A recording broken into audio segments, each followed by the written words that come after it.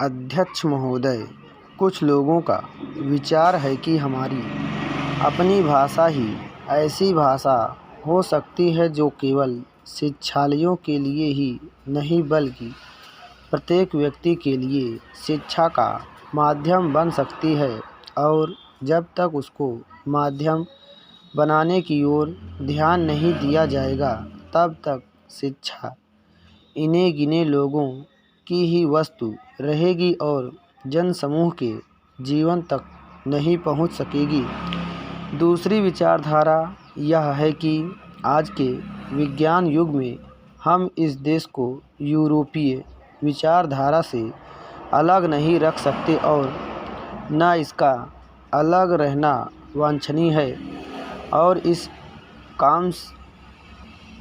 इसलिए कम से कम उच्च शिक्षा अंग्रेजी के माध्यम द्वारा ही दी जानी चाहिए। यदि ऐसा नहीं किया जाएगा तो हम जीवन की दौड़ में और देशों की तुलना में पीछे रह जाएंगे और प्रगति नहीं कर सकेंगे।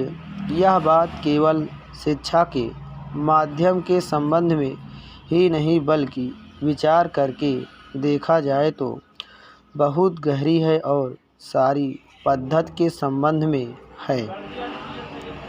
इससे स्पष्ट हो जाता है कि देश में शिक्षा प्राप्त करने की इच्छा बहुत अधिक है, जो अब शहरों तक ही सीमित न रहकर ग्रामीण जनता में भी दिख रही है। पर उसका एक फल यह भी देखने में आ रहा है कि इतने लोग इन संस्थाओं से उत्तीर्ण होकर अपने को एक प्रकार से बेकार पा रहे हैं। सरकारी नौकरियां अथवा दूसरे प्रकार के काम जो शिक्षित वर्ग को मिल सकते हैं सीमित हैं, और जितने लोग उत्तीर्ण होते हैं उनमें से थोड़े ही लोग उनमें लग सकते हैं या उनमें लगने की योग्यता रखते हैं।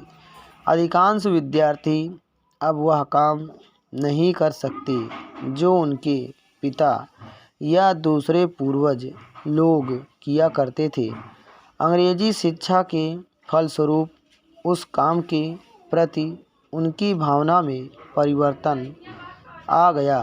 परिणाम हुआ कि बेकारी बढ़ी और उसके फलस्वरूप जीवन के प्रति असंतोष और उपेक्षा की भावना को बल मिला।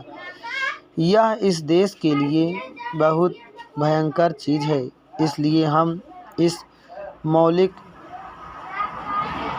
इस विषय पर मौलिक रूप से विचार करें कि जो शिक्षा पद्धति आज चल रही है और जिस पर हम इतना व्यय करके युवक और युवतियों को बहुत बड़ी संख्या में शिक्षित कर रहे हैं, वह आज की परिस्थितियों के कहाँ तक अनुकूल और लाभदायक है। महात्मा गांधी ने इस आने वाली परिस्थिति का अनुमान लगाकर यह निश्चय कर लिया था कि यदि इस देश में अमीर और गरीब प्रत्येक भारतवासी के लिए शिक्षा आवश्यक है तो वह इस पद्धति से नहीं दी जा सकेगी, क्योंकि इसमें व्यय इतना है कि यह देश उस भार को नहीं उठा सकेगा। इन्हीं दोनों विचारों से उन्होंने नई तालीम की पद्धति निकाली, जिसको अन्य देशों के उच्च कोटि के शिक्षा शास्त्रियों ने भी शास्त्रीय ढंग से विचार करके उपयोगी और लाभदायक ठहराया। महात्मा जी के विचार से जहाँ तक मैं उसको समझ सकता हूँ, इस पद्धति में अपने दो मौलिक तथ्य थे। एक तो इसमें शिक्षा केवल पुस्तकों के द्वारा ही दी जाए। महोदय, सूर्य से प्राप्त होने वाली ऊर्जा विज्ञान का विषय है, परंतु आज ऊर्जा संसाधनों का जो संकट हमारे सामने उपस्थित है